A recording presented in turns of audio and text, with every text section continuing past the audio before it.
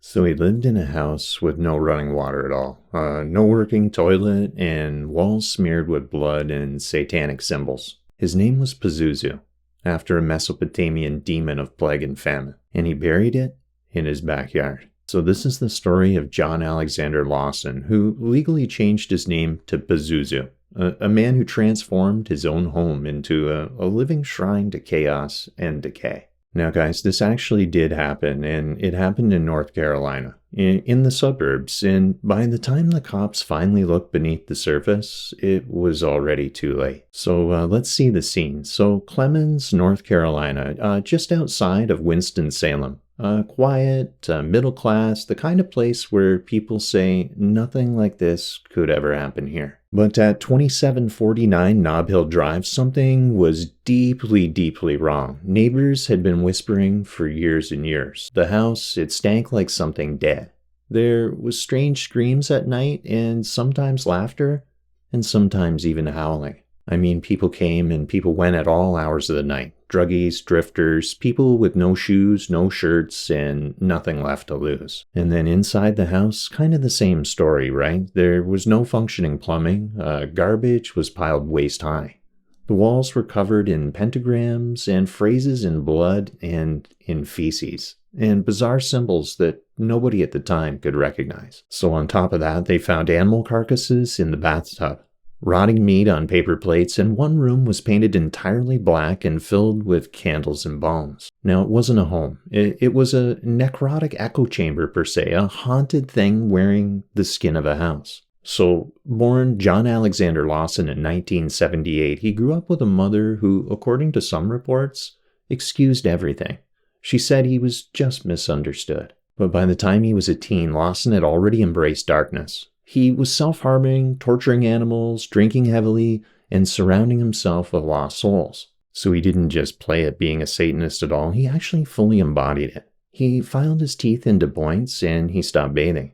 He claimed it actually helped him connect to demons. And then at some point, he legally changed his name to Pazuzu. Now, if that name sounds familiar, and if you listen to me, it should. In Mesopotamian mythology, Pazuzu is the demon of the southwest wind, bringer of plagues, famine, and locusts. But here's the thing.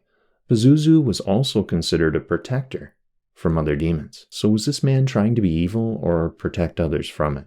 And he never really said, he just laughed. And that laughter would soon lead to death. So here's where it gets a little bit darker, because Pazuzu, he didn't live alone. He surrounded himself with a kind of do-it-yourself cult. Now, they weren't officially religious, and they didn't call themselves anything, but they called him Master. Drug addicts, mentally ill teens, basically outcasts. He drew them in with charisma, promises of spiritual power, and of course, endless meth. People said that he'd even perform animal sacrifices, and that he'd drink blood, that he'd force others to hurt themselves just for fun, and that no one could ever leave. So his girlfriend, Amber Birch, moved in, and so did another woman, Crystal Matlock.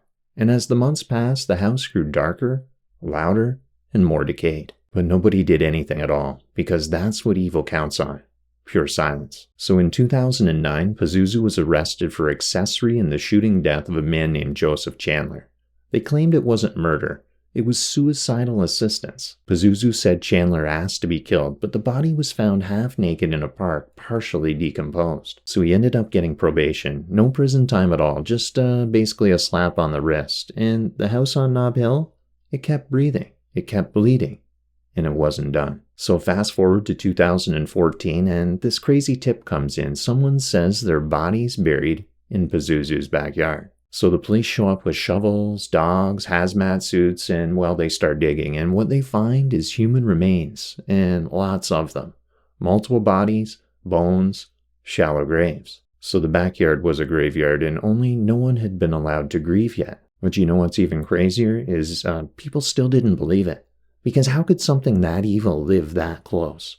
How could it sit at the edge of a quiet street, waving at neighbors, throwing parties, and inviting teenagers in and never letting them leave? So we'll get into what the investigation actually revealed. The trial that, never happened, and what Pazuzu said before he died in jail. And because yes, he does die before justice is ever served. So it wasn't just one body, it was actually two. And they were buried beneath the house, covered with cat litter and teeth scattered like dice in the dirt. So when investigators started digging behind 2749 Knobill Drive in October of 2014, they weren't expecting a mass grave at all. But that is exactly what they found. And what came next was a horrifying cascade of confessions, half-truths, and a community finally waking up to the nightmare it had ignored for years. So the remains, they were soon identified. Two men, Joshua Frederick Wetzler and Tommy Dean Welch. They were both listed as missing for years, and both had been involved in some way with Pazuzu and his inner circle. Both had simply vanished. Wetzler had been reported missing in 2009. He was a quiet guy, a horse trainer, and had some issues with drugs, but nothing overly violent. And Welch, he disappeared a year later. Family man, tattooed, no one could figure out why he'd been at that house in the first place. So the families, they knew something was wrong. They called, they searched, they begged, but no one ever looked in the backyard. And then now here they were, murdered, dismembered, and completely forgotten. But who put them there? The truth was uglier than anyone expected. Pazuzu, he didn't act alone. His girlfriend, Amber Birch, was directly involved. So was Crystal Matlock, another woman in the house. So according to confessions, Amber shot Wetzler in the head while he sat on the couch. Pazuzu helped bury him, and then they told the others what they'd done. And of course, they bragged about it. So Tommy Welch, he was killed later, allegedly over an argument about respect. Crystal helped dispose of the body. So in both cases, it wasn't just the murders, it was the celebration afterward. Witnesses later testified that the group partied that same night. Music blaring, and blood was still dry. People were high on meth, laughing, stepping over the dead like it was just some trash. It wasn't really a home, it was a temple to entropy, a sanctum of spiritual rot. So when they actually arrested Pazuzu in October of 2014, he was completely filthy, covered in tattoos, wild-eyed, and he was rambling about demons and ancient forces. He went on to claim that he was actually God. He said that he could speak with spirits, and he said the bodies were offerings, sacrifices in the name of chaos. But then once he actually got to court, he completely unraveled. So during the arraignment, he twitched, he grinned, he mumbled. He was ruled mentally incompetent multiple times. But every now and then, he was sharp, calculated. It was like a mask of madness was something he could take on and off at will. He even told investigators taking a life is the most freeing thing in the world, and once you do it, you're not scared of anything anymore. This man had no remorse, and it was only hunger, as if he had fed on the act itself. So in the end, Pazuzu, he was never actually convicted. Before the trial could begin, he was moved to Central Prison in Raleigh, North Carolina. In October 2015, he was found dead in his cell. Suicide. So he had used something sharp, possibly a shard of a razor or a broken piece of something smuggled in. He slit his own arm really deep and too deep. There was blood everywhere, and he had bled out completely alone. So just like he lived, worshipping destruction, consumed by it in the end, he died alone. So just like he lived, right? Worshipping destruction and consumed by it in the end. So Amber Birch, she actually pled guilty to second-degree murder, armed robbery, and accessory to murder. She was sentenced to 30 years. And Crystal Matlock got 3 to 5 years for helping dispose of Welch's body. Now, neither woman never fully explained why they followed Pazuzu, but witnesses said they worshipped him, and that he claimed to be the actual Antichrist himself, and that he used drugs and sex to control them, and that he demanded total submission, and that he performed mock rituals, smeared blood on them, and called them his brides of chaos. Now, it wasn't really Satanism in any formal sense. There was no doctrine, there was no belief system. It was just pure chaos, a mirror of the ego when it believes itself to be God. Now, he believed in nothing but himself, and when that self became everything, there was no room left for anyone else. Not love, not truth, and definitely not life. So this is where most true crime stories would end, but this is the Dharma Files, right? And now we kind of lift the veil a little on what's really going on. So now I'm going to dive into what Hinduism says about people like Pazuzu, the tamasic guna, and the nature of demonic descent, right? The idea of ego possession versus, say, spirit possession, karma, ignorance, and why the witness state is the ultimate protection. And then we'll end with Dharma lesson that transforms this from horror to complete understanding. So you have to ask yourself the question, what kind of force actually takes over a man like that? Is it mental illness? Is it trauma? Or is it something older, darker, and more archetypical than psychology knows exactly how to name? Now, the world calls Pazuzu a sociopath, a manipulator, maybe even insane. But from a Dharma perspective, he wasn't just one man. He was an embodiment, Rakasha, a demon being from deep within the human psyche and deeper still within the cosmic pattern. So in Hinduism, all behavior is influenced by the three gunas, the fundamental qualities of nature, sattva, which means clarity, light, purity, and then the rajas, passion, desire, movement, and then finally the tamas, darkness, decay, inertia, and even ignorance. So then when the tamas actually become dominant, unchecked, or what people would consider unbalanced, it leads to a total collapse of discernment. A person overtaken by tamas may lose all shame, resist cleanliness or order, and reject spiritual practice altogether. Now, they do tend to seek chaos, addiction, and death, crave control or destruction without any reason at all. Now, does this sound familiar? Pazuzu didn't just live in tamas, he built a shrine to it. He became tamas, walking around in actual flesh. Now, a Western audience, they might see this and say, well, he was possessed, right? But in Vedic tradition, there's something more subtle than demonic possession. A Rakasha isn't necessarily a demon from outside. It's a being, human or non-human, so consumed by ego, violence, and delusion that it becomes a force of pure destruction. So Rakshasas, they lie, they kill, they intoxicate, and they charm. They perform rituals, but they kind of twist them. They claim spiritual power, but they crave only dominance. I mean, in the ancient texts, these beings would actually live in filth. They would consume meat and blood and perform dark mantras for selfish gain.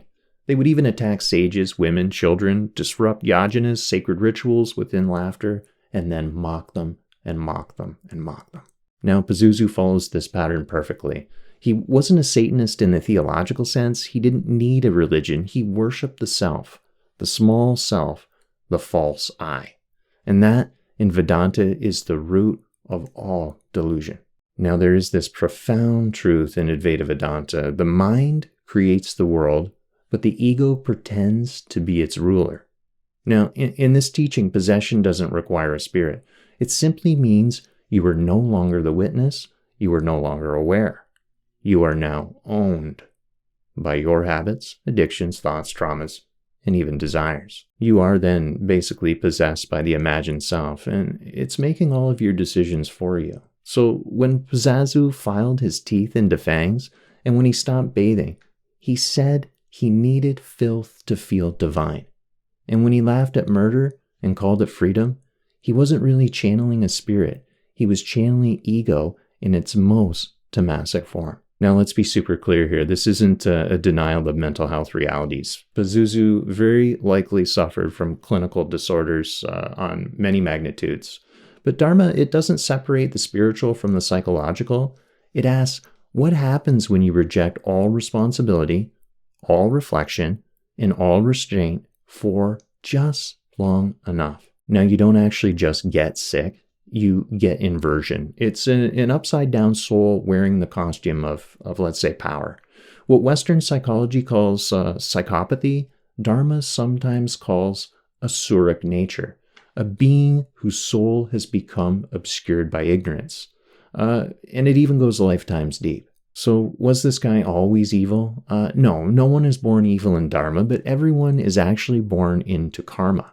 I mean, some karma leads towards awakening, and, well, some lead towards complete collapse. I mean, the Gita teaches us that even the most fallen soul can still rise. But they must recognize the delusion first, and I guess Pazuzu never did.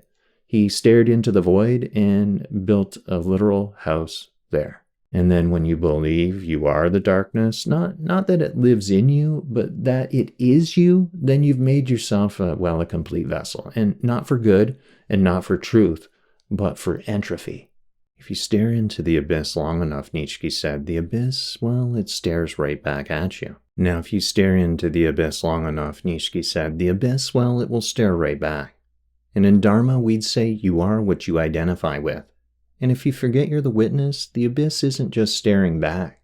It's wearing your face. So what do we actually learn from a man like Pazuzu? Not because we want to be like him, but because we all have a shadow, right? A part of us that wants to be worshipped, that wants control, and that wants to say, I am the center. Well, in Vedanta, that's called amakara, the ego maker. It builds identity out of dust and memory and even delusion.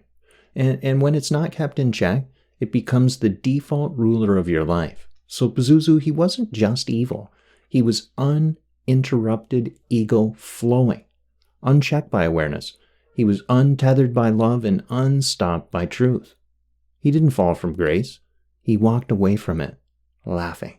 Now, I mean, we do fear demons and we fear curses, and some of us even fear black magic, hauntings, and ancient names carved into skin and stone. But the real demon, the one that haunts every single human being, is the voice in your own head that says you are what you crave.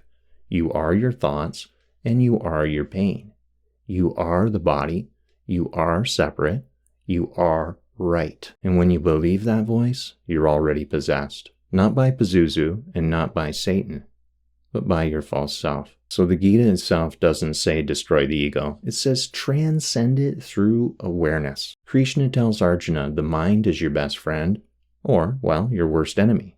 So the question becomes, are you watching the mind, or is the mind watching you and pretending to be you? So I mean, this is the secret to all yogic paths, right? Watch, witness, and then let the madness pass. Because when you sit in stillness and when you stop reacting, stop identifying, you don't just survive darkness, you become the light that it can't touch. So Pazuzu's story, it is disgusting and it is horrific, but at the same time it is sacred because it does remind us where we go when we forget who we truly are. Now, not all demons live underground, and some do actually drink Mountain Dew and do meth and call themselves gods, but Dharma sees through it all, because no matter how deep the darkness gets, the self is completely untouched, and the moment you remember that, you're free. So this has been me, Jason, here at the Dharma Files. Real crimes, ancient shadows, and see you in the next descent.